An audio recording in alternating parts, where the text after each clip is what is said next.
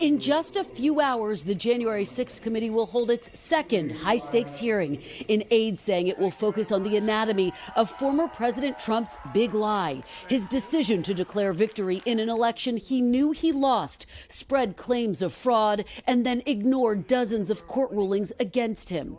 He knew this was a lie, but he continued to act on that.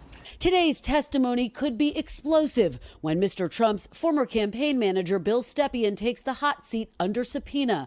According to the New York Times, Stepien was in a meeting just after the election had been called in favor of President Biden, in which he told Mr. Trump of the exceedingly low odds of success with his challenges. Ultimately, Stepien played a pivotal role in the Stop the Steal messaging. They cheated and they rigged our presidential election, but we will still win it.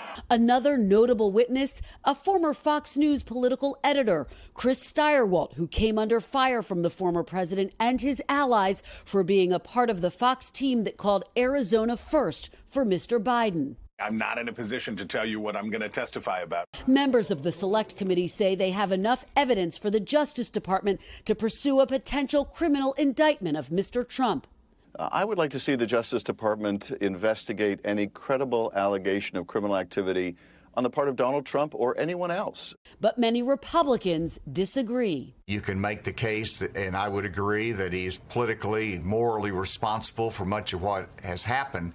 But in terms of criminal liability, I think the committee has a long way to go before they could establish that. The committee is aiming to keep the momentum going after its dramatic opening hearing last week, which included videotaped testimony from Mr. Trump's own daughter, Ivanka, who said she accepted former Attorney General Bill Barr's statement the election had not been stolen. I respect Attorney General Barr, so I accepted what he was saying.